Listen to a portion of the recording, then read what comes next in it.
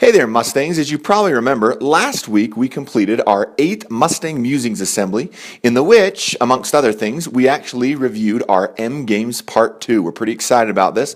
We should have the scoreboard tournament sheets coming this week and being posted so you're able to see your progress on this. Now, as a recap, we'd like to review some of those slides we did in our assembly last week. For those of you who are present, this will just be a review. For those of you who weren't, this might be some new information about what the second phase of M Games is all about. We look forward to our preparation as we're getting ready to set a personal best, both as individuals and as a school on our end of year testing, and that's right around the corner. So let's take a recap on our M Games Part 2. Alrighty, we are to Part 2. This will take place from early last week right until May 19th when we hope to have that STEM Rising Festival. How does M Games Part 2 work? All of the students in each class of language arts, math, and science are grouped into teams of 2, or sometimes 3 if the numbers fall out that way. You can see that on the left side when I see all of those different teams. Those are partnerships. Those are teams of 2 or sometimes 3. If I have a class of around 30 kids, that might mean that I've got about 15 teams. We have 18 teams listed here, and that's just so we have extra lines in case we need them. Now, once the students are grouped into teams of 2, those students will review a key concept with their team partner in class with an assignment for homework or as a complete class. We're giving a science example, and maybe we're reviewing the concept of chemical and physical changes.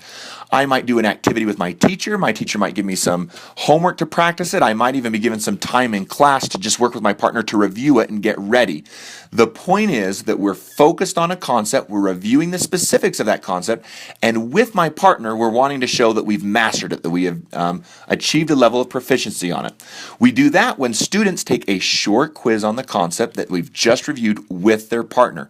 I think that's one of the most exciting elements, is that I'm going to take a quiz on chemical and physical changes together with my partner. I don't take it alone. My partner and I, very privately, so no one else overhears us, will actually whisper back and forth as we're taking this quiz, and we do it together. Each day, our score, my partner and my score, are posted on the M Games scoreboard. So you can see that in this example, this science class example. My partner and I happen to be team number 4. You can see on this first quiz on chemical and physical changes, we achieved a score of 8. Pretty good score. I wish we'd gotten a little higher, maybe a 9 or a 10, but that was our first score, and it goes down on the scoreboard. Now, what's interesting about these scoreboards, I can not only see my score, but I can see every team's score.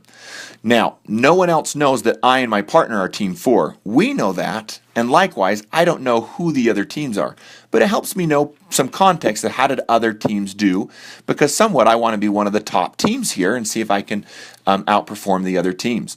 You'll also see at the bottom that as a class, we performed an average of 9.43, so a pretty good average. I go outside right after class and I see the next door neighbor science class and notice that they had an average of 9.21. So not only am I interested in how my partner and I did compared to my own class, I'm interested on how did my class do compared to other classes. Now, each student will take the final, most valuable quiz alone, and the team receives the average of the 2 quizzes on the scoreboard. 2 contests going on. The first one is a class versus class competition.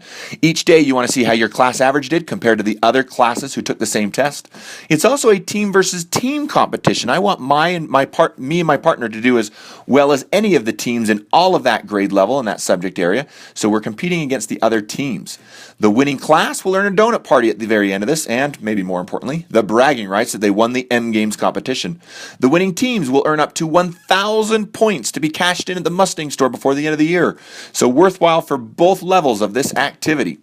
We think this is very much within our reach, especially if each student is accomplishing an individual personal best. That's what we're shooting for. We're excited to be participating in M Games Part 2.